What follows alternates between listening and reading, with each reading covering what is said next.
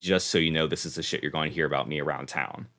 Like, here's everything. I want you to know everything from my mouth and not hear it from other people so that you get the truth, right? Hey, hello, I am Kay Anderson, and you are listening to Lost Spaces, the podcast that mourns the death of queer nightlife. Every episode, I talk to a different person about a venue from their past, the memories that they created there, and the people that they used to know. So, when you are an army brat, you get to move around a lot. And some people view that as a good thing. Some people view that as a not so good thing. But you get to see lots of different parts of the world or lots of different parts of the country that you are from. And I don't know, I think it's kind of a gift somehow because, yeah, although you don't always feel grounded in a place, you don't feel deeper connection to a place where you are, it is also easier to pick up and move because you have that experience already and you know what it's like and you know that it's not the end of the world.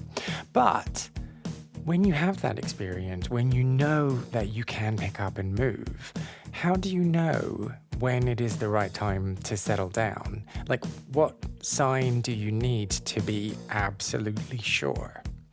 Well, for this week's guest, Mason Dixon, who is the co-host of the With a Gay Twist podcast, it was when he done went ahead and fell in love.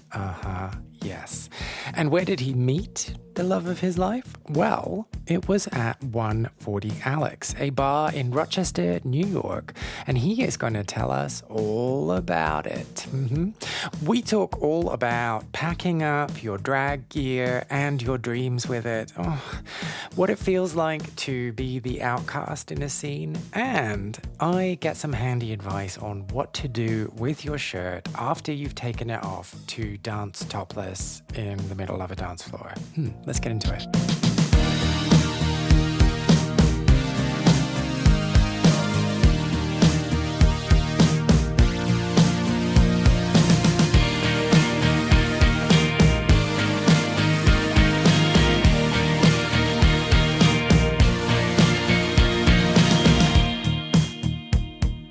I have moved here now 3 times. Yeah, I've moved to this area 3 separate times. Oh, because it's so good? In a way, yeah. In a way. Sorry, I asked that in the wrong way. Oh, like, what? No. No, people are like, Rochester where? Yeah, no, it's kind of its own little safe haven in a way. I mean, I wouldn't call it a queer mecca or, anything other than that, but it just matches what I was looking for in being comfortable, right? So I grew up in Florida. Ooh. I grew up in the hustle bustle of Orlando, grew up in theme parks, all that. And I've moved over now 39 times in my life. So coming from the background that I came from, being a military kid, moving around a lot, I see. and then just continuing that through my life, ended up settling into Rochester, and then I met my husband, and then just kind of got stuck. No. Oh, sorry again. I said the wrong thing. No, it's all good. No, you didn't. No. Husband. I hate settling. No. Yeah, no. It's been really good. We just celebrated our 10-year anniversary in October. And yeah, I mean, this is where we adopted our kid. Oh, wow. We kind of set up a nice little life here, and it all just happened kind of by chance. I came up here in 2009 after a really bad breakup with my ex-fiance. Was it I've just got to get out of this town because everything reminds me of him kind of situation? So I did that before. So I left him. We were living in South Carolina at the time with his family. And then when we broke up, I went back to Florida where my family was because I was like, I'm not staying around here. Like, I had nobody here other than the community that we had built through me performing as a queen at one of the bars there. And I literally just packed up all my shit, which was like 2 bags of stuff, and drove my stuff back to Florida. And so in 2009, you move, you're in Rochester. Why did you choose Rochester? So I came up here with a family member. They had been working up here for a little bit, part time. They had been going back and forth between two locations, and they finally decided to just make it permanent, stay up here in the Rochester area. And so at that time, I was like, I'm literally doing nothing with my life. There's nothing here for me. So I'm just going to go with you. And I Ah. just came up and started doing my thing up here. And then you left, and then you came back, and then you left, and then you came back. In which of those three does 140 Alex Bar and Grill feature? The first one. Okay, so we can stay where we are. Yes. So 2009, you show up in Rochester. What were your first impressions? What the hell am I doing here? So I moved up here. I got up here the first snow this season. I had lived in snow. I had never lived in snow as an adult, though. And so I was here. It was October, first snow of the season. First snow in October. Oh my God. First snow, the first weekend of October, too. October 9th, actually. I remember the day. Yeah, it was just, what did I do? What am I going to do here? Because I moved up here with nothing as far as like no plan, no job, no plan to go back to school. I was 21 going on 22 at this point. And it's nothing here. If you come here and you don't know people, right, it feels like nothing. Because at this point, Xerox and Kodak, the big companies that built this town, this city, are no longer the big names that they were. So everything is kind of like a little bit disheveled around the edges.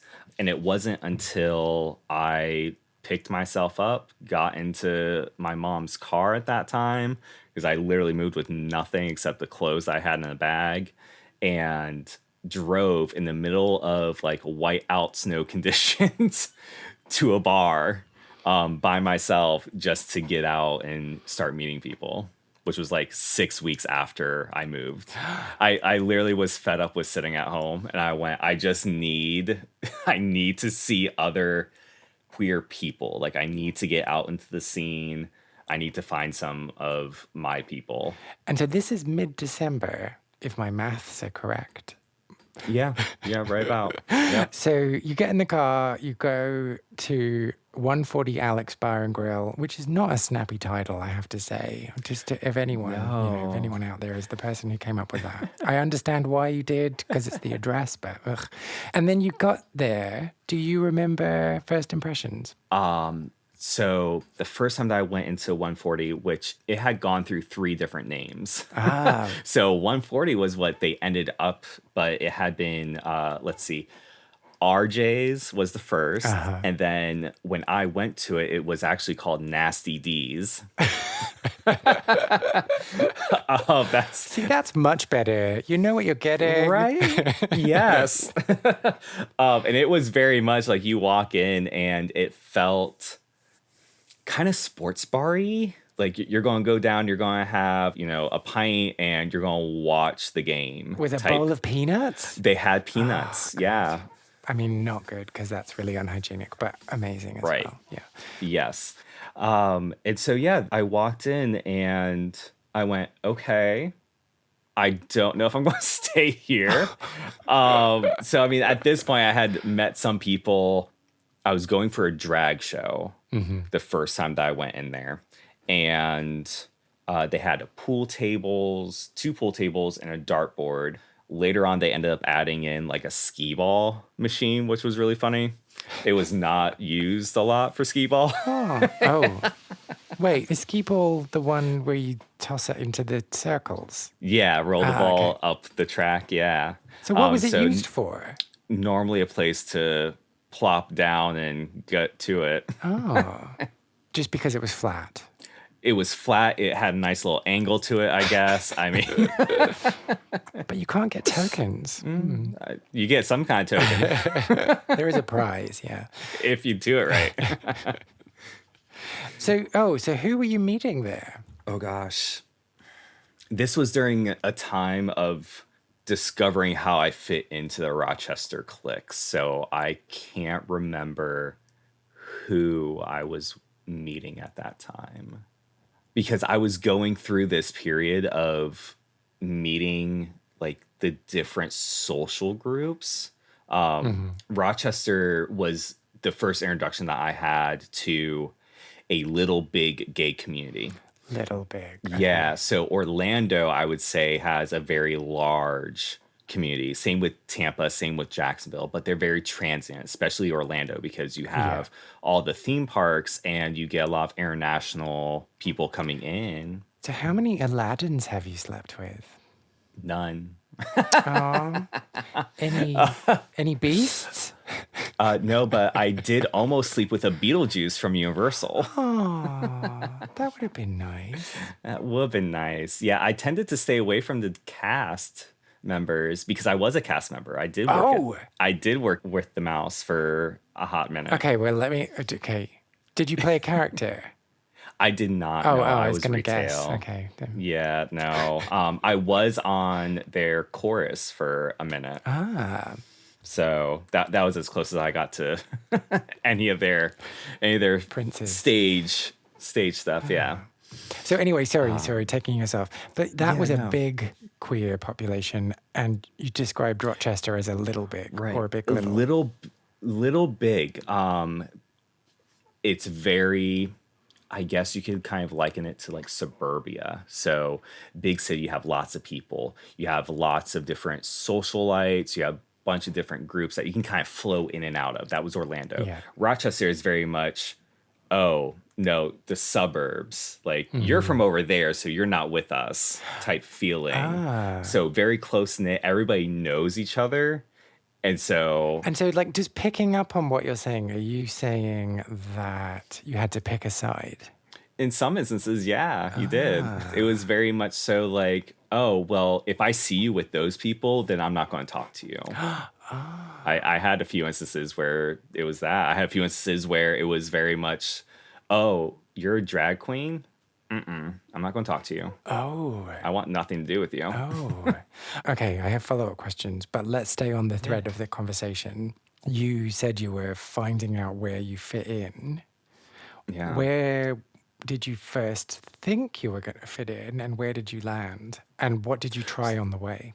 Yeah, so I first thought that I was going to land among the queens as a drag queen myself. At that time, I was performing. I was performing at 2 venues at that moment. And then I tried the younger alternative kids. I tried the older group, I should air Yeah. quotes that older, because Because they were 27. right, yeah, they were nearing their gay death, as we say. So kind of moved through those groups, the gothy, the punky, not poppy type crowd. Yeah, and I just kind of ended up with the married crowd now. Well, that's now, but in But 2009. but in 2009, I was with the outcast. Yeah, I didn't really feel accepted in any of the spaces, which is probably why I floated so much.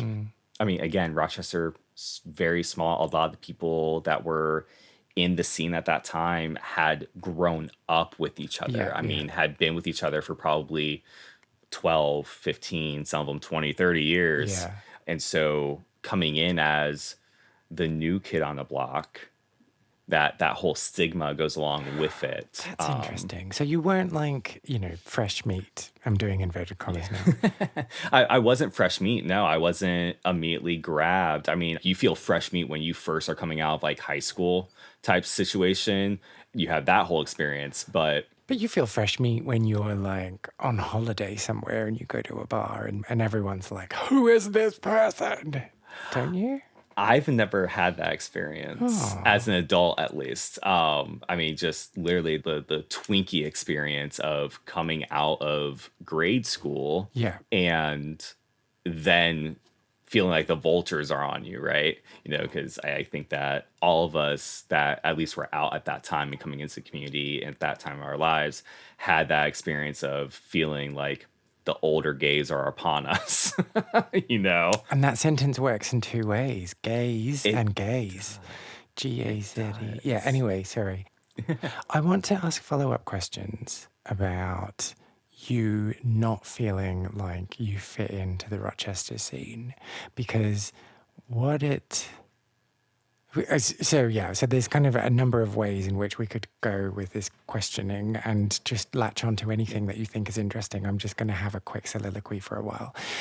Okay. You were an army brat, so that meant that you had to pick up and start again a lot of times, which leads me to think maybe you had prior experience of feeling like an outcast. But also the way that you've just talked about it made me think that in past scenes that you were involved in, you weren't the outcast and that you had somewhere that you fit in, and so that this was new to you. Yeah. And so as someone who like only has ever felt like an outcast, and I'm not saying that like in a, oh, poor me, like, and my listeners are rolling their eyes at the moment because I talk about this all the fucking time. But as someone who's only ever felt like, oh, I don't fit in here, I wonder if you can explain a little about what it feels like when that's foreign to you. Yeah. So the military thing, right? Picking up, starting again. Like I said, I've moved over 39 times in my life. And about half of that was when my family was in the military. Half of that has been in my adult life. And so I kind of got this really weird mix of feeling like an outcast, but then growing into space, and then I would leave that space and then outcast again, right? So I've kind of gotten both sides of the coin a little bit. And I kind of found my home at one point in Orlando with the outcast because I started doing drag through Rocky Horror. And so I was on a Rocky Horror cast for 2 years and really loved it. That was my scene, but we were all outcast together, right? Rocky Horror ends up bringing those type of people together and makes that community. But then coming up to Rochester after having a community for that long, it's like I don't feel accepted here. Like this isn't where I'm used to being. These aren't my people. And now I'm having to figure out how I can fit in and build a community for myself was really offsetting a little bit, like not upsetting, but I've just felt off in that process because it's different as an adult than it is as a kid. And so you are saying that this is the first time you were an adult in that experiencing that. Yeah. Okay. Because even when I moved from Florida to South Carolina with my ex, I had somebody with me. Yeah. This time, even though I had a family member with me, they weren't in that space. They went down for the party. Right. Well, I mean, they would have been down for the party if I took them. And I ended up taking them several times. But, I didn't have a partner in crime in a way to go through that experience and have like an anchor, right? Yeah. Because when you're going through that experience with a friend, a romantic partner, or, just somebody that you've grown up with, even if you're not really that close, if you're just kind of like acquaintances, you still have an anchor to something in your life. Whereas when I went through it here in Rochester back in 2009, I had nothing. There was nobody that I could just kind of like sit in a corner with. If I was sitting in a corner, if I was standing in a corner, I was by myself. Yeah. Which happened many a times. Yeah. And why is there a stigma about that? I don't know. I don't want it to sound like it was poor me, because I was quite content doing my own thing. I was out there looking for a community, but it wasn't, I had to have the community, right? I was happy going out by myself. I was happy being able to be on the dance floor, taking my shirt off and make myself look like a fool. Like I was living my best life, but you can feel that judgment from others. Okay. So I'm taking us off slightly. So I'm sorry. Okay. We will get back onto topic. As someone who's never taken their top off on a dance floor, I want to ask, how do you know when it's the right moment? Is there a right moment? Well, like, when do you get to the point where you're like, yes, I'm going to take my top off? Normally it's after a number of drinks and I've gotten very sweaty. Okay. So it's a practical thing more than a show-offy thing. Yeah, no, for me it's fully practical. It's I'm getting too hot, like please cue music. It's getting too hot in here. So I would start literally taking off clothes. And back then I was definitely pulling the in sync late 90s, early 2000s fashion statement where What, I'd in have some 2009? sort of shirt. Girl, I'm a throwback queen, okay? So I would have on one of those button up long sleeve. The one that I'm remembering was a very like stretchy material. Ooh, was it shiny? It was a little bit, yep. It was like almost like stretchy mesh material. It was a very fine mesh though. And I'd have some sort of shirt underneath it. So first would come off the outer shirt, Yeah. and then eventually whatever other shirt I had on would come off. But then why did you even wear 2 layers in the first place? I know this isn't the takeaway for this. Remember, first snow of the season. Yeah, I don't know. It's cold up here. You gotta walk from the car to the club. Yeah, but do you not just do that thing where you're like, I don't want to pay for coat check, so I'm just going to like run from the car? Oh no, I'm as cheap as they come when it comes to like what I'm going to pay for when I'm at the bar. I never pay for coat check. I just carried my shit with me. Oh, really? Oh, no, that stresses yeah. me out too much. Yeah. So, and then are you okay with just like leaving something on a chair and then going to dance? Oh God, no. Oh, okay. Oh no, like whatever I took off. So, and that's normally why I would wear those 2 layers because I wouldn't wear like a formal like winter coat Oh, okay. on top of it. So I still was running. I still was running from, my ride or, the car that I drove into the club or the bar. But yeah, no, I normally was like wrapping it around me, tying it in front of me, or sticking my t-shirt in my back pocket. That was going to be my next question. What happened to them when they came off? Yeah. No, they were always attached to me in some form. Okay, so can we go back to talking about drag? And you mentioned that you had been doing drag in prior cities, other cities that you were in. Did you think, oh yeah, this is my way in doing drag? I'm going to meet people, either other drag queens or people in the audience? 100%. Yeah, I thought that was going to be my ticket into the Rochester scene. And in fact, that was the first person that I met besides the bartender and the guy checking my ID at the door. I went in this different queer space, but went in, sat down at the bar, ordered, at that time I was ordering a lemon drop martini, and then over walks this very tall, like 6 foot tall drag queen, starts chatting me up. I mentioned that I was also a performer, and then that's how I got on the rotation there. Ah, okay. And I thought that was going to be my in, and I met lovely people. I still will talk to those people. We're just not as close as we once were when I was performing. But yeah, it didn't end up being the in that I thought was going to be. Why do you think that is? Because I was busted looking.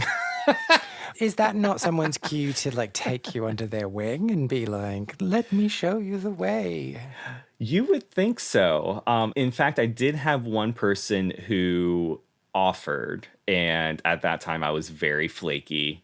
And so ended up having to cancel on them one too many times for going to the mall to do some shopping because I didn't have the funds, and that kind of nixed that in the butt. But other than that, one individual, there wasn't that sense of families in here, at least when I was coming into it, which again, it kind of points to how Rochester was very suburban-esque, very like, we take care of our people that are from here. You're not from here. You're not really going to be involved in it. There's this like wall that you had to, that you had to break through. And it's really hard. And really, other than the core group that I would typically perform with, it wasn't until I got with my husband that I really broke into a lot of the scene through his connections. And so it sounds as though you don't do drag anymore. I don't know. Did you make a conscious decision to stop, or did it just stop?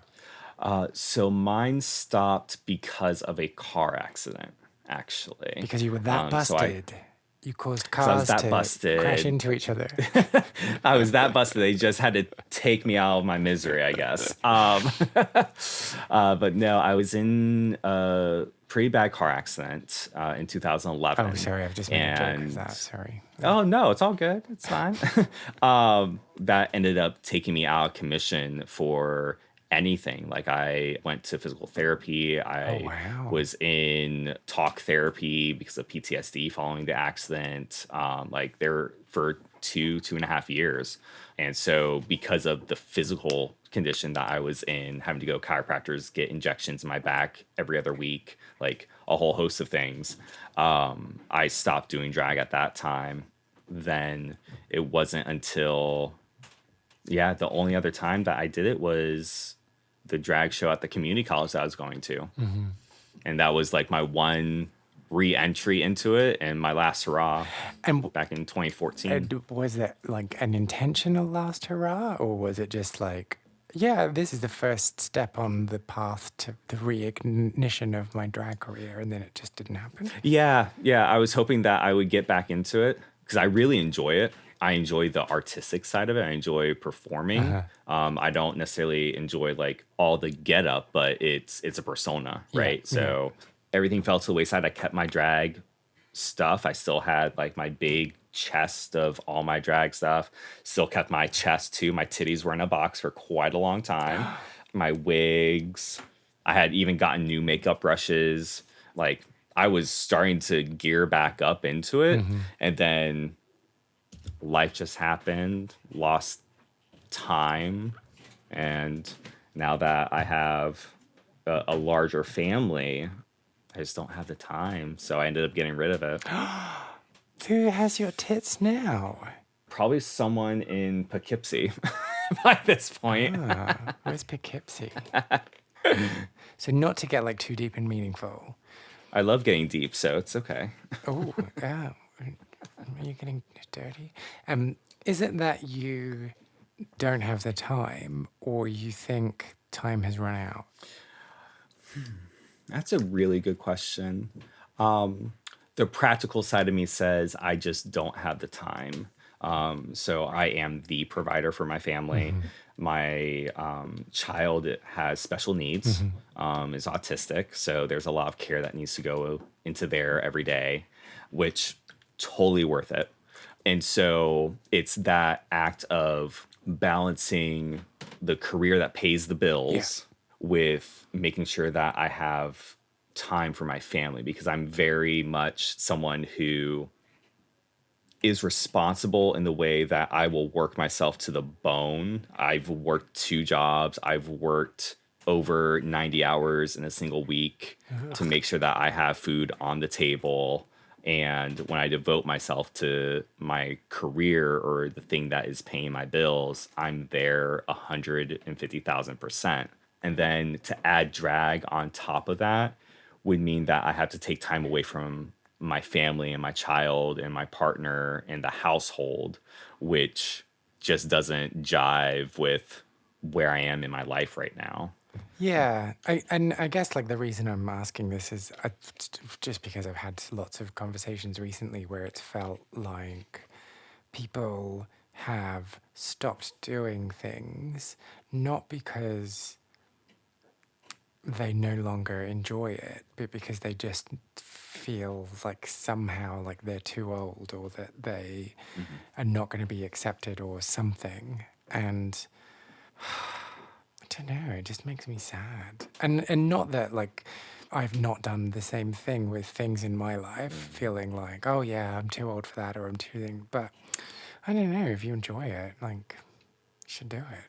Yeah, I mean, I think that in a weird way, queer spaces kind of lend themselves to that in the child rearing world when you're a parent, especially when you're a foster parent and go through that whole process, you learn about this term called maturational loss. So we have lots of different losses throughout our lives, right? So we can have losses of like people dying. Sorry, trigger warning for everyone.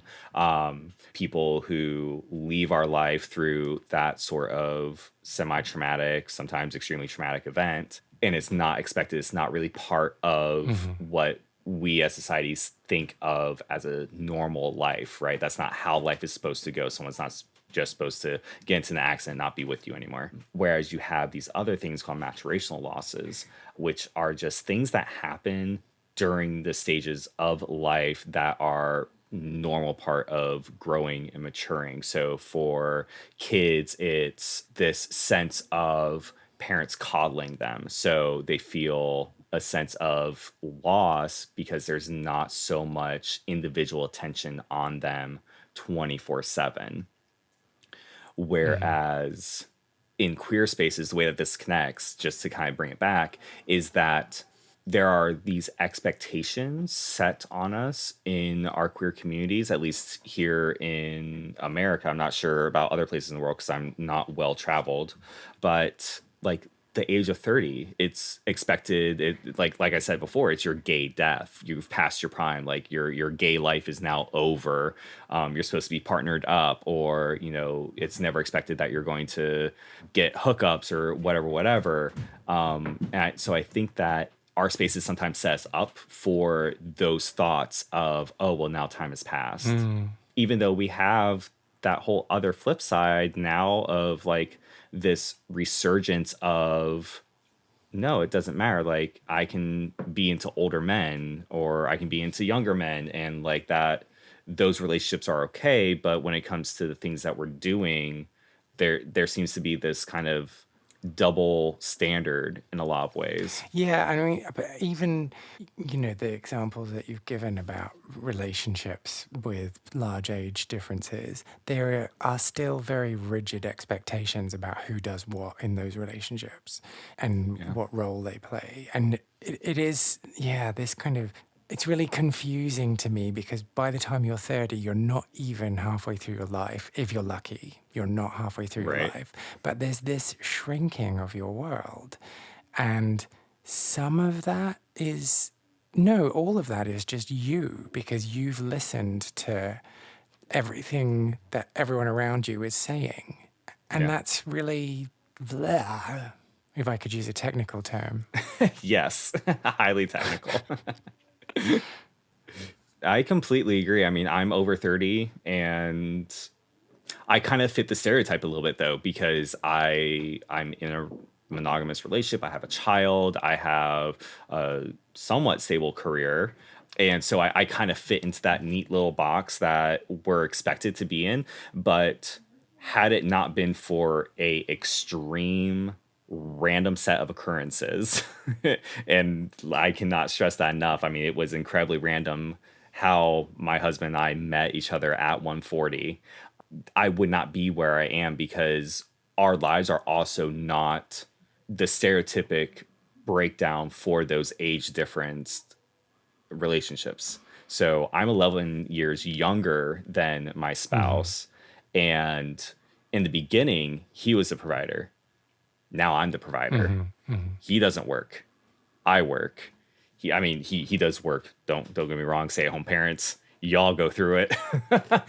So he does a lot of things, but as far as what we traditionally think of as a older individual, younger individual partnership, I'm not the sugar baby. I never was a sugar baby. And let's just give it up for sugar babies right now because they've got it Yes. sorted. Just like Hey. So then let's move off this conversation. Let's go to 140 because that's what we're here to talk about. And you have so expertly guided us back there by talking about the circumstances. You've really piqued everyone's interest in the circumstances of meeting your husband. So why don't you share a little bit about that? Yeah. So I was working. I'll set the stage a little bit. So I was working as a waiter at a local restaurant, and I was actually trying to date this one guy. We had been going out for a couple of weeks, like, and by going out, I mean, like, literally we were going out to the bars and meeting each other there, and like that was it. Like, there weren't like what I would consider dates. So did you go home together though? Was there spit swapped? Mm-mm. Oh. Oh. And so it had been like 2-3 weeks, and I was finishing up a shift at the restaurant, and I mean, and we had been going out every night. And so this time I had just had like a really rough day at work. And I just decided, I was like, all right, well, I'm going to go to this place. I'm going to go over to my favorite bar, 140, which this guy introduced me to, by the way. I'm going to go over there, but I'm not going to call him. I'm not going to tell him that I'm going. I'm just going to go. I'm going to have one drink, and then I'm going to go home. Going to be a nice, quiet evening. Lo and behold, I drive over, walk in the door, and I hear this guy's voice. I'm like, oh, okay, well, I'll go say hi. Like, I'm not just going to like hide over in the corner. It just happens that we're here. I order my drink, say hello to the bartenders. I walk around the corner to where the pool tables are, and there's this guy and my now husband playing pool together. I walk over, I'm like, hey, how you doing? I get introduced. The three of us just chill out for the rest of the night there. We end up basically closing the bar down. And I'm driving home, get a phone call. And yeah, it was the guy that I was trying to see. He was like, so what do you think about him? Da da da. Like, asked me all these questions that obviously was him trying to set us two up. And I was like, bitch, you're just trying to pass me off because you're not interested and you see that this is an easy way out. Like, I see you. I know what's happening here. But we had really connected in that conversation. He was very mature. I mean, obviously he's 11 years older than me, Well, but not I mean, obviously. like, not obviously, I guess, but like seemed to have his head together, just like thoughts, opinions were kind of aligning. So I was like, yeah, he seems cool, da da da, whatever. And the three of us end up meeting the next 2 nights. Why did the other one come? So the other one doesn't drive because of some drama, isn't allowed to drive, shouldn't be driving. So they were basically using anybody that they could to get to the bar. So they weren't trying to like angle for a throuple. Oh, no, Okay. no. And my husband had just gotten out of a really bad long-term relationship at like a year prior. Like, our lives were really synced up. We had worked at the same mall. My husband had ended up basically watching me in the cutest way, but like I would walk past his business in the mall. No, I know. But every day I would end up walking past where he worked in the same mall.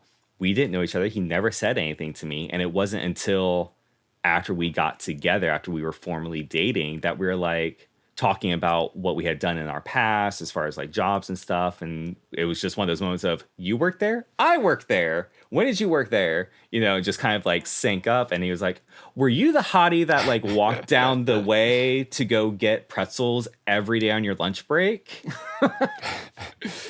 So it was very clandestine, but it was 140 Alex, and that ended up being our favorite bar. We ended up living literally around the corner from 140 for about 4 or 5 months. So we would walk there. So 140 was kind of a cornerstone for us because it was where we met. It was 2 days after my birthday that we met.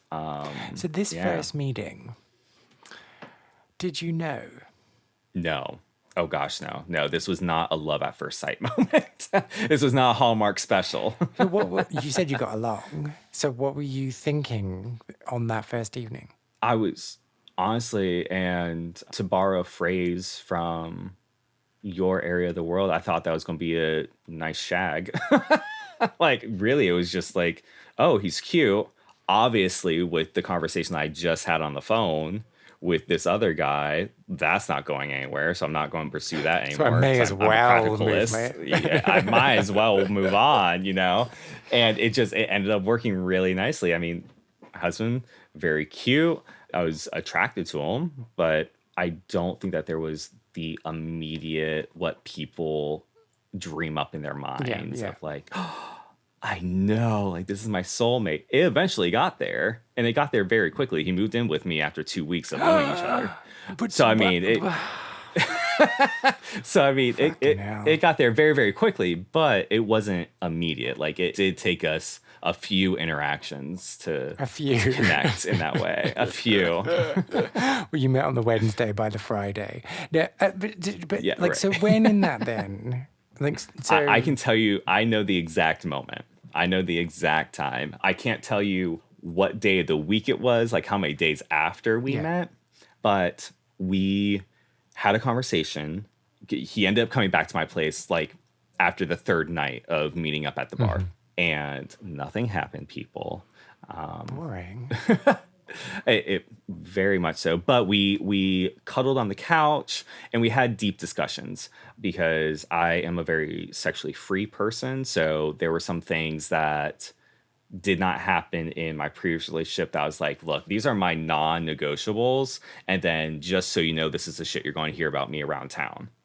Like, here's everything. I want you to know everything from my mouth and not hear it from other people so that you get the truth, right? So what? Oh, I was just a whore. I was just a slut. I was going around town on all the apps and everything, and not to shame because, girl, I did it and I loved it. But like, so what were people gonna say about you that you put it out? Exactly that I was easy or whatever. I was just like, and that was my thing. Is like, I don't care, but if you have a problem with it, you need to know now because I'm not going to get invested into this and go down this road, and then you just like cop out because of some dumb shit, you know, like here's all my cards, do with what you want. And you had this conversation on the third night. I did. Yeah, I did. And it was that conversation of, we can just screw, this can just be a fun thing. But if what I'm feeling and what you're telling me you're feeling is what we're going to go after, then here you go. You get to make the choice because I'm fine either way at this point. So after that conversation, we scheduled our first date and we're like, okay, we're going to go on our first like dinner movie date. But the thing about it, and the reason why I knew that he was the one, was what happened before our date. So he lived an hour away. And I was only at for work. a week. Only for 2 weeks. Only for 2 weeks. So I was working. I get off of my shift. I'm really excited. I'm like, I'm going to go and, you know, have this date. I'm really like excited. I just got to go home, change. I don't want to smell like freaking fry oil or whatever. I go out to my car and there's like this note stuck in my door. And being in the city area, you automatically think, oh, I got like a parking ticket or something. Now, I was in the parking lot for the restaurant, so there was no fucking way that I got a parking ticket. But I was like, I got some sort of citation, some advertisement. So I walk over, and it's a card from my husband that said, on the front, it said, "You're awesome." On the inside, it just said, "I'm looking forward to our date tonight." Aww.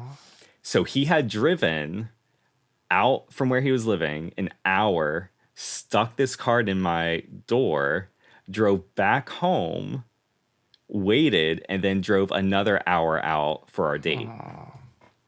And I remember I got the card, I opened it, I like squealed in the parking lot, ran back in, showed a couple of my coworkers, and then I was off to get as beautified as I could. And from then, were you locked in? Yeah, pretty much from then we were locked in. Oh, yeah. Wow. That's when we both knew. Having the conversations that we had at dinner, the conversations in the car to and from each of the locations, like we clicked. That was the moment. So 140 is quite a significant space then. It really is. Or was. Do you have any memories of 140 Alex or clubbing from your own queer scene that you want to share? Well, If you do, I would love to hear all about it. So please get in touch. I want to create the biggest online record of people's memories and stories from queer clubbing. Go to lostspacesPodcast.com and find the section Share a Lost Space to tell me all about what it is you got up to. You can also reach out to me on Facebook, Instagram, and Twitter, where my handle is Lost Spaces Pod. Find out more about Mason by listening to the With a Gay Twist podcast or visiting the website withagaytwist.com. If you enjoyed this episode, I would really appreciate if you took the time to subscribe, leave a review on your podcast platform, or just tell another person or another 2 people or another 379 people who you think might be interested in giving it a little listen too. My name is Kay Anderson, and you have been listening to Lost Spaces.